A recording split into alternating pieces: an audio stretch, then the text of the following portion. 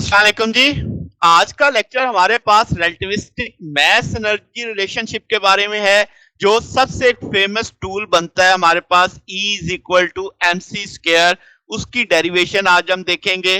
फिर हम एक्सप्रेशन देखेंगे रिलेटिविस्टिक एनर्जी का, जिसमें आपके पास मोमेंटम और काइनेटिक एनर्जी के साथ मिलके एक टोटल जो टूल बनेगा वो हम चेक करेंगे यहाँ पे। तो शुरू करते हैं।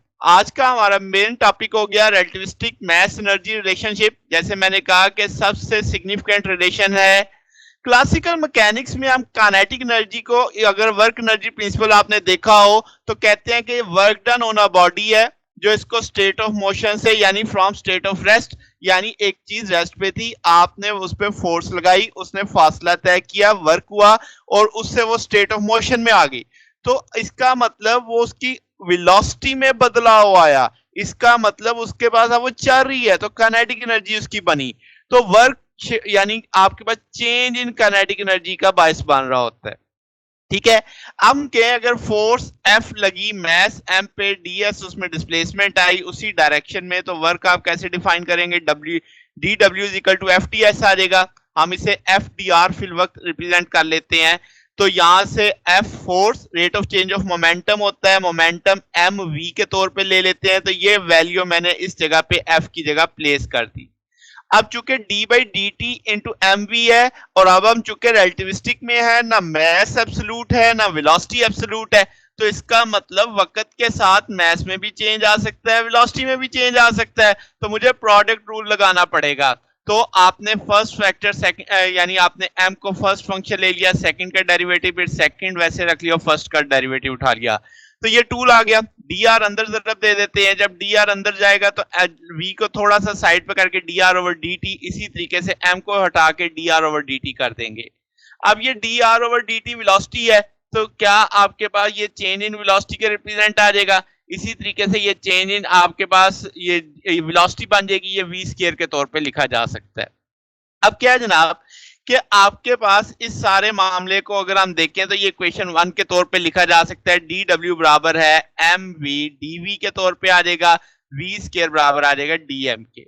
अब अगर मैं रिलेटिविस्टिक मास का टूल देखूं तो m is equal to M not square root 1 minus we square over C square है। अगर मैं दोनों साइडों का स्क्वायर करता हूं तो ये भी m स्क्वायर हो जाएगा, ये m नॉट स्क्वायर हो जाएगा, इसके ऊपर से स्क्वायर रूट खत्म हो जाएगा।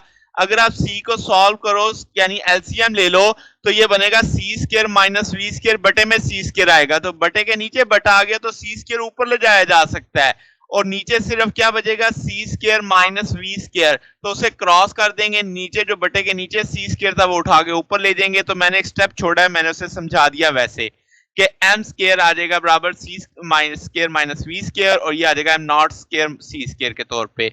अब क्या जनाब, एम स्क्वायर को इनसाइड मल्टीप्लाई कर देते हैं।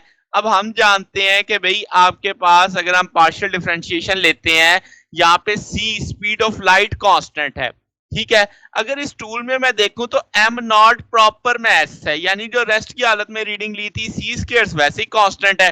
तो ये जो राइट पे वैल्यू आ रही है इसकी डिफरेंशिएशन हो ही नहीं सकती, क्योंकि ये तो कांस्टेंट फैक्टर बन गया है। तो इसका मतलब जो राइट पे आपका जवाब डिफरेंशिएशन लेने से 0 आ जाएगा। अब यहाँ पे दो टूल है, एम स्क्वायर सी स्क्वायर, जब इसको डेरिवेट करोगे, डिफरेंशिएशन करोगे, तो 2m इंटू डी एम आ जाएगा। सी स्क्वायर का जो कि डिफरेंशियल वो तो कांस्टेंट के तौर पे डील हो रहा है। अब मैंने इसके कलर चेंज कर दिए कि ये एक तरह से प्रोडक्ट रूल लगेगा। एक दफा m की डिफरेंशिएशन आएगी, एक दफा v की डिफरेंशिएशन आएगी, तो पावर नीचे उतरेगी 2m into D M V square. यहां से एक दफा क्या हो जाएगा कि भाई आपके पास 2v dv into m square आ जाएगा। तो वो टूल आपने लिख दिया।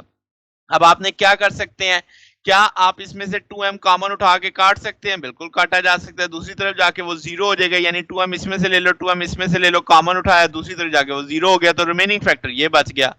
अब जरा अगर आप इक्वेशन 1 की राइट साइड देखें, इक्वेशन 2 की राइट साइड देखें, क्या आइडेंटिकल लग रही है?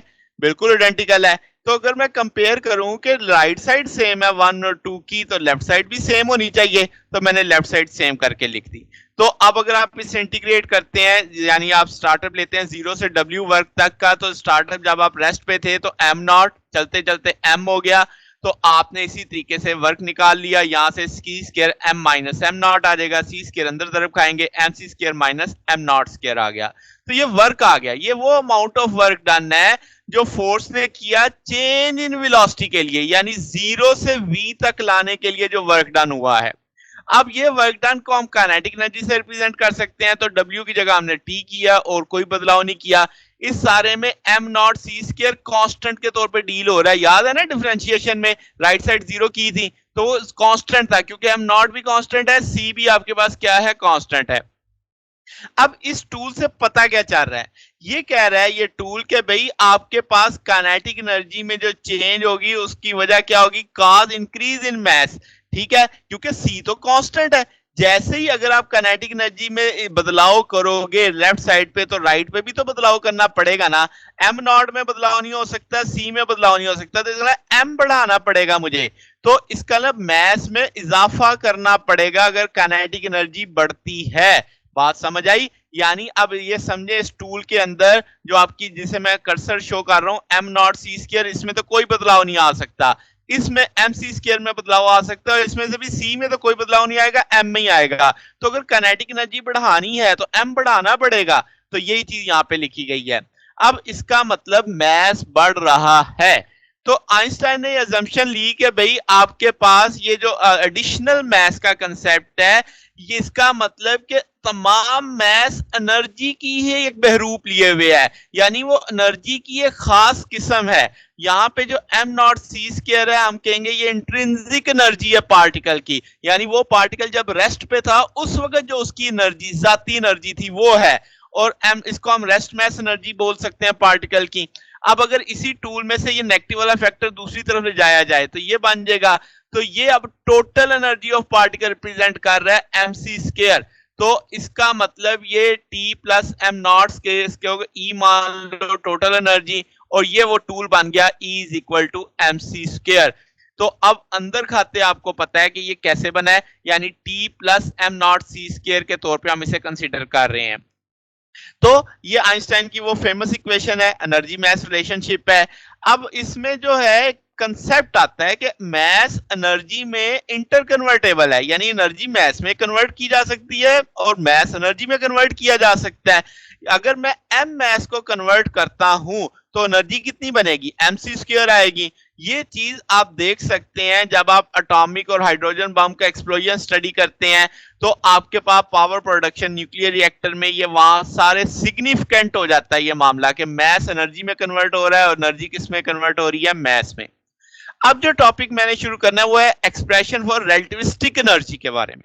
अब क्या जनाब, E is equal to M C square हमने बना लिया है, हम जानते हैं मैस में बदलाव आ सकता है, तो M is equal to M not square root 1 minus we square. M की ये वैल्यू इस टूल में लगा देते हैं तो ये इस रूप में आ जाएगा। दोनों साइडों का स्क्वायर ले लो, लेफ्ट साइड राइट साइड का स्क्वायर लेंगे तो E स्क्वायर ये एम नॉट स्क्वायर सी की पावर 4 हो जाएगा, और ये नीचे वाले का स्क्वायर रूट खत्म हो जाएगा स्क्वायर लेने से। अब आपने क्या करना है जनाब, ये सी की पावर 4 बन गया है, तो अगर मैं सी की पावर 2 यहां से लेके दूसरी तरफ ले जाऊं, डिवाइड हो जाएगा दूसरी तरफ जाके, तो E square over C square बराबर आ जाएगा am not square C square 1 और 1 minus we square over C square. इसको यहीं पे रोक देते हैं, इक्वेशन 1 का नाम दे देते हैं। अब मोमेंटम का टूल देखें, P is equal to M V है, यहाँ पे हम जानते हैं रिलेटिविस्टिक मोमेंटम का कंसेप्ट हमने पढ़ा हुआ है, तो P is equal to M not V square root 1 minus we square over C square है। अब यहाँ पे जो आपके पास आपने क्या किया कि दोनों इस P की वैल्यू को लेके दोनों साइडों पे स्क्वायर ले लिया। अब जब आप दोनों साइडों का स्क्वायर लोगे तो उसी तरीके से P स्क्वायर आ जाएगा, am not square we square आ जाएगा, नीचे वाले का स्क्वायर खत्म हो जाएगा। अब जरा आप इक्वेशन 1 और 2 को अगर आप देखें, यानी अगर आप इसे सब्ट्रैक्ट करते हैं 2 में से 1 को, तो लेफ्ट साइड के साथ डील करेगी, राइट साइड में से डील करेगी, तो आप E square over C square minus P square आ जाएगा। इसका ये M not square C square 1 minus we square over C square में से माइनस कर देंगे, M not square we square 1 minus we square over C square. अब दोनों में एलसीएम उठाएं तो एक ही आ जाएगा। अब आपके पास क्या है जनाब, इस ऊपर वाले टूल में से अगर आप गौर करें तो एम नॉट स्क्वायर कॉमन लिया जा सकता है। अगर मैं कहूँ सी स्क्वायर भी कॉमन लो, आप कहोगे इधर तो है ही नहीं, तो मैं क्या कहते हैं इसके नीचे डिवाइडिंग फैक्टर में डाल देता हूं, तो आप जब इसको सॉल्व करोगे तो यही टूल वापस हासिल हो जाएगा। अब ये ऊपर वाला फैक्टर नीचे वाले फैक्टर से कैंसिल हो सकता है, तो बाकी क्या बच गया, M not square C square बच गया। अब आपके पास अगर आप इसका एलसीएम उठाते हो तो ये बनेगा सी स्क्वायर इसके साथ मल्टीप्लाई हो जाएगा और इस तरफ भी चला जाएगा आपके पास, ये नेगेटिव वाला फैक्टर दूसरी तरफ ले जाओ तो पॉजिटिव में आ जाएगा। अगर मैं थोड़ा सा इसे अरेंज करके इस फैक्टर को पहले लिख रहा हूँ, इसको बाद में लिख रहा हूँ, अगर आप सिंपल दोनों एंड पे स्क्वायर रूट ले लेते हो तो पी स्क्वायर सी स्क्वायर बराबर आ जाएगा एम नॉट स्क्वायर सी की पावर 4 के। ये जो अब टूल आया इसे हम कहते हैं रिलेटिविस्टिक एनर्जी का ये टूल है, तो बड़ा फेमस है, पेपर में आ जाता था, प्रूव आता था आमतौर पे। तो अब आपने देख लिया इसका मैथमेटिकली प्रूव हम कैसे कर सकते हैं। आज तक के लिए इतना ही। अगर आपको इसमें कोई बात पूछनी हो, कोई डाउट हो तो नीचे कमेंट्स में पूछ सकते हैं। वीडियो अच्छी लगी हो तो वीडियो को लाइक कीजिएगा, दोस्तों के साथ शेयर कीजिएगा, चैनल को भी सब्सक्राइब कर दीजिएगा। अब तक के लिए इतना ही, बाकी इंशाल्लाह फिर नेक्स्ट देखेंगे। ओके, अल्लाह हाफिज।